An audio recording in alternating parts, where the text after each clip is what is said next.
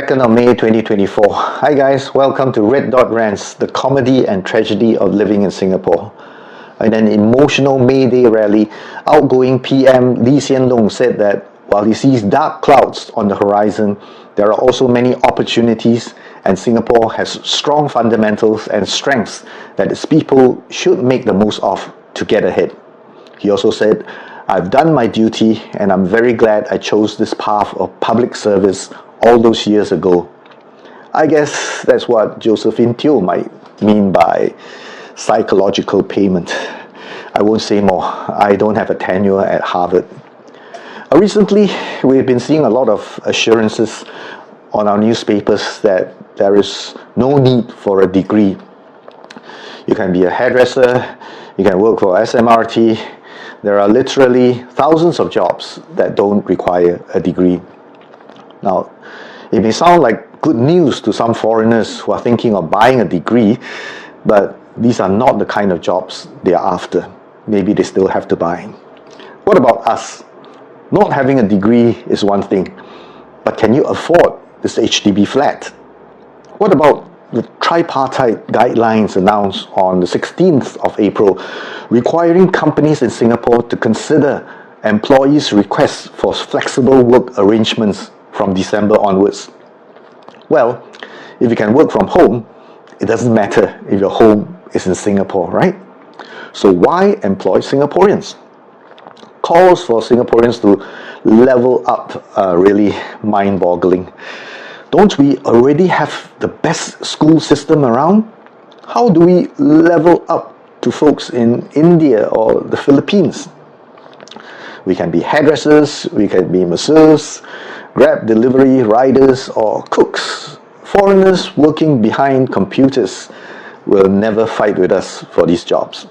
The best part is, no need for a degree. When foreign talent don't need to live here, property prices will come down, and good riddance to those million-dollar flats. A 5-year-old boy by the name of Abyan Imtiaz Irkiz has become the youngest Singaporean to reach Everest Base Camp. Now the boy, probably in K1 or K2, achieved the feat with his father, Mr. Zikri Ali, 41 years old, on 29 April, 2 days earlier than they had planned. It took the pair 8 days to reach Everest Base Camp, which sits at over 5,300 meters above sea level. The boy accomplished this feat exactly 2 months shy of his 6th birthday. In a Facebook post published on Monday, a Singapore Book of Records confirmed that Abyan is the youngest Singaporean to have reached the Everest Base Camp. This Singapore record was previously held by a 6-year-old boy who reached the base camp on the 7th of October 2022.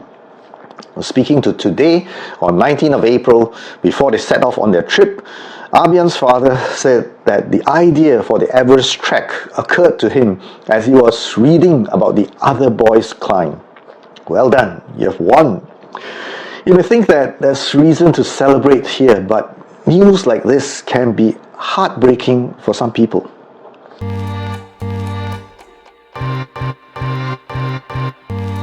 Just before National Day last year, a 28-year-old Singaporean man died in Tanzania while climbing Kilimanjaro. His lungs were filled with fluid.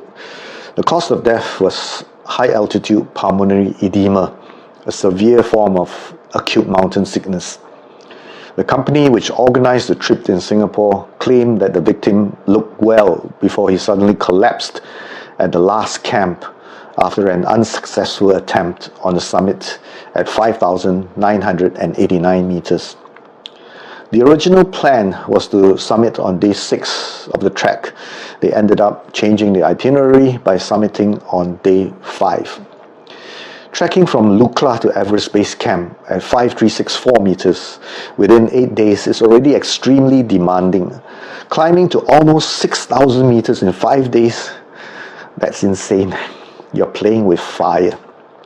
What limits you at high altitude is not just your physical fitness, it's also your physiology. Let me comment on my pet topic, AMS. Anybody who has trekked and climbed extensively in the Himalayas with limited time would have experienced one form of AMS or another. It's a speed bump that slows you down, but though potentially fatal, not that many people trekking at extreme altitude die from it, because AMS is basically a self-limiting sickness. In other words, it knocks you out and prevents you from getting yourself into deeper trouble. And even though AMS is acute, it progresses in stages. You get moderate symptoms if you ignore the mild symptoms, and you get severe symptoms only if you ignore the moderate symptoms. There are many instances where climbers have popped a couple of Ponstan tablets for the headache and cheong all the way to the summit and return without any serious issues. The hypoxic environment is hostile, but quite often the supermen can get away with antics like that. Acclimatizing for a climb to almost 6,000 meters in 5 days is simply impossible. At most, you can acclimatize to 4,000 meters with that kind of schedule. But AMS takes time to get you. Fortunately for trekkers and businesses, Kilimanjaro's summit is just 7 to 8 hours from the highest camp at Barafu. Getting down takes 5 hours. As long as you have the strength and can endure the headache and nausea, most people can do a quick hit and run on the summit. It's the same with Kinabalu at 4,095 meters. Nobody can acclimatize to 4,000 meters in less than 24 hours. Fortunately, the summit is only 3 to 4 hours from Laban Rata or Pana Laban. Climbers only need to endure that last stretch to the summit before dawn and get down to Park HQ on the same day. AMS doesn't stand a chance against the fast movers.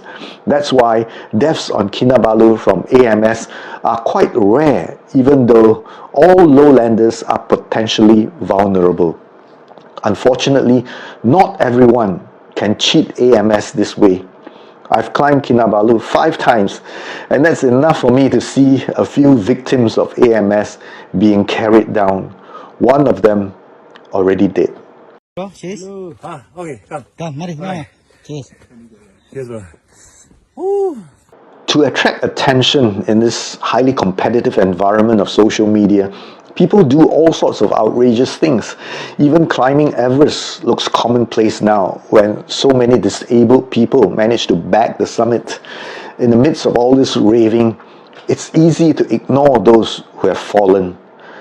Little Abyan's achievements are laudable, but I hope that other parents thinking of letting their children outdo him will think twice about it.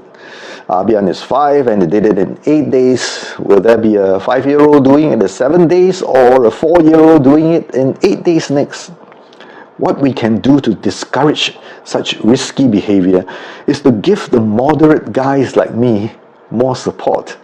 Please like, share and subscribe to my channels. I'll be flying off to Thailand this Sunday. Do check out for my updates on Traveller's Tales by Uncle Chan. I've changed the name of my group a bit as there are too many channels named Traveller's Tales. I'll see you again in the next video. Bye.